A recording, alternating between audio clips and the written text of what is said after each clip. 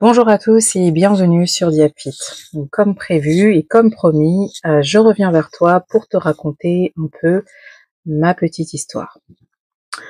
Alors, je pesais 85 kilos pour 1,63 m, donc autant dire que j'étais en obésité. Et il fallait absolument que je me prenne en main parce que forcément, qui dit surpoids dit difficulté à réguler la glycémie, dit insulinorésistance. Donc, avec ma diabéto, on s'est convenu que j'allais mettre en place un suivi avec un nutritionniste, ce que j'ai commencé à faire, et j'étais très assidue avec mon nutritionniste. J'avais rendez-vous chaque mois avec des objectifs, etc., que je suivais. Le suivi a duré à peu près 6 mois, et au bout des 6 mois, il n'y avait absolument aucun résultat. Mon poids stagnait. Donc, avec la diabéto, on s'est dit, bon, on va essayer avec un petit complément de sémaglutide. Je ne vais pas dire le nom de la marque que j'ai utilisée, mais voilà, j'ai eu un complément de sémaglutide. Pendant 1 an, donc j'avais une injection par mois. Ça a permis non seulement que je puisse enfin enclencher la perte de poids, mais j'ai également constaté une amélioration au niveau de ma glycémie. Elle était un peu plus stable, elle était un peu plus, régulière. En tout cas, j'avais beaucoup moins de fluctuations, tant vers l'hyper que vers l'hypo. Enfin voilà, il y avait quelque chose d'à peu près raisonnable. Donc, au bout d'1 an, une fois que j'ai perdu ces 10 kilos avec ma diabéto, on s'est dit, bon, allez, on va tenter l'arrêt du sémaglutide pour voir comment le corps réagit. Et là, ça a été la cata. En arrêtant, en même pas l'espace de, je crois que c'était 2 ou 3 semaines, j'avais déjà repris 2 kilos. Et la panique à bord. J'appelle ma diabéto, enfin je lui envoie un message et je lui dis, écoutez docteur, voilà, moi j'ai un souci, j'ai arrêté, mais je crois que mon corps ne suit pas. Je fais quoi? Et donc elle me dit, bah écoutez, reprenez les injections et on va voir comment est-ce qu'on va pouvoir gérer pour la suite. Donc j'ai repris les injections et j'ai à nouveau pu perdre ces 2 kilos qui s'étaient rajoutés et ça s'est stabilisé. Je suis restée comme ça pendant presque 2 ans avec le sémaglutide. Et puis là, le drame, début février de cette année, donc 2025. La Haute Autorité de la Santé a décrété que le sémaglutide ne pouvait plus être prescrit aux diabétiques de type 1. Donc ma diabéto m'en a parlé, j'ai encaissé la nouvelle en me disant mince, la dernière fois que j'ai arrêté, j'ai repris 2 kilos en même pas 2-3 semaines, il est hors de question que ça m'arrive une deuxième fois. Donc en sortant du rendez-vous, autant dire que j'étais remontée à bloc, j'étais vraiment déter en me disant il va falloir que je trouve une solution. Et ben pour la solution, je me suis prise en charge comme une grande avec toutes les bases que j'avais pu avoir de mon nutritionniste. Donc, au fait, pour la petite histoire, mon nutritionniste, entre-temps, a changé l'adresse de son cabinet, parti dans une autre région. Donc, j'ai voulu aller en voir une autre. Et puis, finalement, voilà, je me suis dit, le feeling passe pas de la même manière, autant que je me débrouille toute seule. Donc, je suis restée un petit peu sur les mêmes bases que ce qu'il m'avait donné, sauf que là, je me suis dit, je vais entrer dans le comptage strict de mes apports alimentaires. Je vais vraiment tout compter. Et là, j'ai envie de te dire, parfois, je sais pas si tu es comme moi ou pas, mais parfois on a tendance à penser qu'on mange sainement, qu'on mange équilibré et qu'on fait les choses correctement. Mais quand on commence à gratter un petit peu, qu'on commence à regarder ce qui se passe au gramme près, les calories montent très très vite. Une cuillère café de beurre de cacahuète en plus, parce qu'on se dit bah ça fait pas monter les glucides, donc c'est pas trop grave si j'en prends. Une petite cuillère d'huile en plus dans le plat parce que ça manquait, ça accrochait dans la casserole. Bah finalement, quand on rajoute toutes ces petites choses là, la crème fraîche, ce sont des calories qu'on ne voit pas à première vue, mais au final, quand on se sert dans l'assiette, toutes ces petites calories invisibles viennent se rajouter. Alors moi, j'avais découvert une émission américaine qui s'appelle Secret Eaters, et ça m'a vraiment fait prendre conscience que j'avais pas mal de calories qui étaient cachées. Donc chaque jour, Ça fait maintenant 2 mois que je suis dans ce suivi strict où je compte vraiment toutes mes calories. Quand je fais ma petite vinaigrette pour ma salade individuelle, je compte les calories que je mets dans mon bol, je pèse mes olives, je pèse ma salade. Bon, la salade, je suis un peu, comment dire, un peu moins regardante, mais je vais peser vraiment tous les aliments que je vais mettre à l'intérieur, les betteraves, je vais peser le maïs, je vais peser mes pois chiches, je vais peser mes aliments de manière à avoir une estimation au plus juste de ce que je consomme. Et je note tout, je traque tout. J'ai une application dans laquelle je note tout ce que je mange. Alors oui, c'est fastidieux, oui, ça prend du temps, mais ça permet d'avoir un suivi qui est vraiment exhaustif, ça permet d'avoir un suivi qui est vraiment concret, ça permet de savoir exactement, j'ai mangé quoi. À la fin de la semaine, mon application est capable de me dire, Joël, tu as consommé pour tant de calories par jour, ça fait à peu près une moyenne de temps. Joël, tu as perdu tant de grammes, ce qui est plutôt une bonne moyenne. Tu as perdu tant en muscles, tu as ou pris tant en muscles, tu as perdu tant en graisse, etc., etc. Je note tout dans mon application, ce qui fait que à aujourd'hui, je suis capable de voir que avant, j'avais tendance à me dire bon pour perdre du poids, il faut absolument que je mange 1200, 1300 calories. En fait, ça n'allait pas parce qu'avec ces 1200, 1300, j'avais faim. J'étais frustrée et en plus de ça, je ne perdais pas de poids.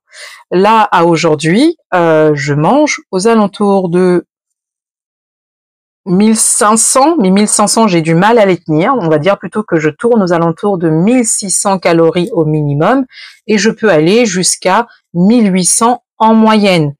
Et pour les jours où je fais une grosse activité sportive, pour les jours où j'ai envie de manger tout simplement, où j'ai un peu plus faim, je m'octroie un peu plus de calories vendredi, samedi, dimanche, parce que je me dis avec les moments en famille, il faut bien que je puisse aussi profiter de tous ces moments simples. Le week-end, j'ai un peu plus de calories, mais en adoptant cette hygiène de vie, en adoptant toutes ces petites astuces, aujourd'hui, après l'arrêt de mon sémaglutide, ou du sémaglutide, parce que ce n'était pas le mien, après l'arrêt du sémaglutide, j'ai perdu déjà 3 kilos. Donc, pour moi, c'est une victoire. Je suis super satisfaite, je suis très encouragée, mais voilà, c'est une question de motivation, de détermination et d'engagement personnel. Voilà. Sans ces 3 facteurs, ça ne fonctionnera pas. Il faut vraiment que tu sois motivé, déterminé et que tu saches pourquoi tu le fais. Tu le fais pas pour les autres, tu le fais pour toi dans un premier temps, pour que tu puisses bien te porter dans ta santé, pour que l'insulinorésistance puisse être, vaincue, ou en tout cas pour être régulée au maximum et pour se sentir bien, parce que ce soit l'hyper ou que ce soit l'hypo, dans tous les cas, voilà, t'es patraque, tu te sens pas bien et voilà, moralement ça peut aussi être épuisant. Puis même au niveau du boulot, c'est pas évident d'être en hyper ou en hypo quand on est au travail. Donc voilà, en mettant en place toutes ces petites choses, aujourd'hui je me sens beaucoup mieux et j'arrive à mieux gérer les choses. Alors oui, la perte de poids, elle n'est pas instantanée. Elle n'est pas miraculeuse en une semaine, tu perds 5 kilos d'un coup. Non, ça ne fonctionne pas comme ça prend du temps. Mais avec de la détermination, de la motivation et un engagement personnel, ça fonctionne. Il n'y a pas de raison que ça ne fonctionne pas. Maintenant, je voudrais juste souligner une chose, et ça c'est vraiment super important. C'est vrai que quand on est diabétique, on a souvent tendance à penser glucides dans un premier temps. Alors, penser glucides, c'est bien parce que c'est ce qui va te permettre de pouvoir mettre la bonne dose d'insuline pour pouvoir rester, en normoglycémie une grande partie du temps. Si tu arrives à y être 70% de ton temps, c'est génial. Mais les glucides, c'est pas tout.